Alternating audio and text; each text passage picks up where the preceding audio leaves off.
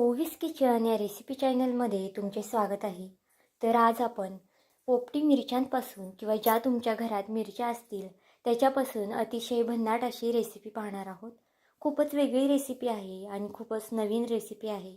त्यामुळे एकदा ही रेसिपी नक्कीच ट्राय करून बघा आणि अगदी कमीत कमी वेळामध्ये आणि कमीत कमी साहित्यामध्ये तयार होणारी आहे. तर चला यासाठी साहित्य काय काय लागतं आहे ते पाहून घेऊया. तर इथे तुम्ही पाहू शकता मी पोपटी मिरच्या घेतलेल्या आहेत. जर तुमच्याकडे पोपटी जाड मिरच्या असतील तरीसुद्धा चालणार आहे किंवा हिरव्या मिरच्या जर तुम्ही जास्त तिखट खात असाल आणि जर हिरव्या मिरच्या असतील तरीसुद्धा चालेल. आता इथे ह्या लांब मिरच्या आहेत त्यामुळे इथे मी मधून अशा पद्धतीने कट करून घेतलेल्या आहेत. जर तुमच्याकडे ज्या मिरच्या बुटक्या असतील तर तुम्ही मधनं कट लावला नाही तरीसुद्धा चालेल. मधनं त्याचे 2 भाग करून मी अशा पद्धतीने कट लावलेला आहे. आणि जर मिरच्यांमध्ये जास्त बिया असतील तर त्या तुम्ही काढू शकता. तर बघा अशा पद्धतीने इथे मी सर्व मिरच्या इथे कट करून घेते. तोपर्यंत जर तुम्ही चॅनलवरती नवीन असाल तर चॅनलला एक लाईक आणि एक सबस्क्राईब नक्कीच करून घ्या आणि सोबतचं बेल आयकॉनसुद्धा दाबा म्हणजे माझ्या व्हिडिओचं नोटिफिकेशन ही सगळ्यात अगोदर तुम्हाला येईल. तर बघा अशा पद्धतीने सर्व मिरच्या इथे मी आता कट करून घेते. तर तुम्ही इथे पाहू शकता सर्व मिरच्या आपल्या अशा पद्धतीने कट करून घेतलेल्या आहेत. सगळ्या मिरच्यांना मधनं अशा पद्धतीने आपण कट केलेला आहे. आता एका वाटीमध्ये मीठ घेतलेलं आहे. तर इथे बारीक मीठ आहे. जर तुमच्याकडे जाड मीठ असेल ते सुद्धा इथे तुम्ही वापरू शकता. आता मिरच्यांमध्ये अशा पद्धतीने आपल्याला थोडं थोडं करून मीठ भरायचं आहे. अगदी जास्त देखील भरू नका, अगदी थोडं थोडं करून आपल्याला मीठ भरायचं आहे. तर बघा सर्व मिरच्यांमध्ये मी अशा पद्धतीने सगळ्या मिरच्यांमध्ये मीठ भरून घेते.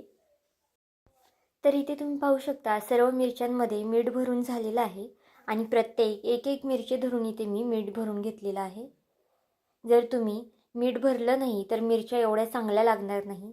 त्यामुळे मीठ नक्कीच भरा अशा पद्धतीने आणि एकदम जास्त देखील भरू नका, थोड्या थोड्या प्रमाणातच भरा. तर इथे गॅसवरती एक कढई तापत ठेवलेली आहे.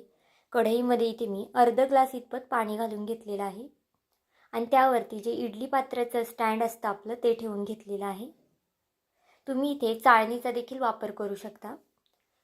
आता इडली पात्रामध्ये आपण एका एका कप्प्यामध्ये थोड्या थोड्या मिरच्या करून ठेवून घेऊया.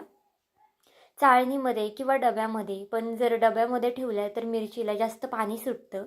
त्यामुळे ज्या भांड्याला अशा पद्धतीने जाळी असेल त्या भांड्यातच शक्यतो मिरच्या तुम्ही इथे वाफळायला ठेवा. तर बघा सर्व मिरच्या इथे मी अशा पद्धतीने वाफळून घेणार आहे.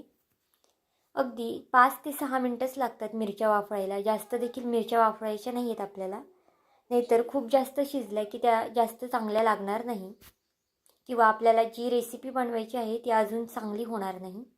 तर बघा 5 मिनिटासाठी इथे मिरच्या वाफळतात आहे. तोपर्यंत आपण यासाठी जो मसाला लागणार आहे तो तयार करून घेऊया.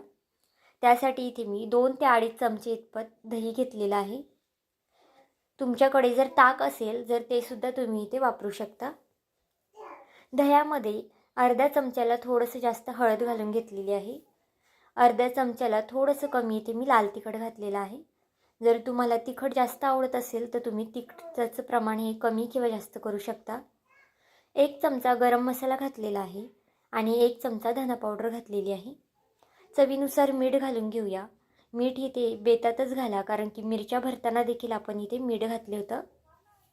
कोथिंबीर घालून घेतलेली आहे थोडीशी. आता हे आपण चमच्याने छान असं फेटून घ्यायचं आहे. व्यवस्थित असं फेटायचं आहे. त्याच्या ज्या गुठळ्या असतात त्या फुटल्या पाहिजे. जर तुमचं दही सुरुवातीलाच प्लेन असेल तर तुम्ही जास्त फेटलं नाही तरीसुद्धा चालेल. पण इथे दह्यामध्ये थोड्याशा मला गुठळ्या दिसत आहेत, त्याच्यामुळे मी चमच्याने छान असं हे दही फेटून घेणार आहे. तर पाहू शकता अशा पद्धतीने छान इथे मी दही हे फेटून घेतलेलं आहे. आता तोपर्यंत इथं 5 ते 6 मिनिटात मिरच्या देखील आपल्या वाफळून झालेल्या आहेत. आता झाकण काढून आपण इथे पाहूया मिरच्या शिजल्यात का. तर परफेक्ट अशा ह्या मिरच्या शिजलेल्या आहेत. आता गॅस बंद करून ह्या मिरच्या आपण एका प्लेटमध्ये काढून घेऊया. आता एका कढईमध्ये इथे मी थोडंसं तेल टाकून सुरुवातीला ज्या मिरच्या वाफळून घेतल्या होत्या त्या परतून घेतल्या आहेत आणि त्या एका प्लेटमध्ये काढून घेतल्या आहेत आणि पुन्हा त्याच कढईमध्ये 1 पळी इतपत तेल घालून घेतलेलं आहे. त्यामध्ये जिरी आणि मोहरी घालून घेतलेली आहे. कढीपत्ता घालून घ्यायचा आहे. कढीपत्ता जर असेल तर नक्कीच आवर्जून घाला या रेसिपीसाठी. एक मीडियम आकाराचा कांदा घेतलेला आहे मी बारीक चिरून. कांदा इथे तुम्ही स्किपसुद्धा करू शकता, पण कांद्याने सुद्धा या रेसिपीला खूप जास्त छान चव येते, त्यामुळे नक्कीच घाला. आता फास्ट गॅसवरती आपल्याला कांदा छान परतून घ्यायचा आहे. जास्त देखील करपट असं करायचं नाही, अगदी हलकासा परतायचा आहे. तर पाहू शकता अशा पद्धतीने.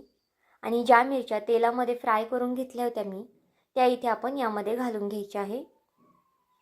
आणि जे दहीसुद्धा फेटून घेतलं होतं ते सुद्धा यामध्ये आत्ताच घालायचं आहे. खूप जास्त झटपट होणारी आणि अगदी तोंडाला चव येणारी ही रेसिपी आहे. भाजीला काही नसलं किंवा स्वयंपाक करायचा कंटाळा आला असेल तरीसुद्धा ही तुम्ही झटपट अशी मिरच्यांची रेसिपी करू शकता.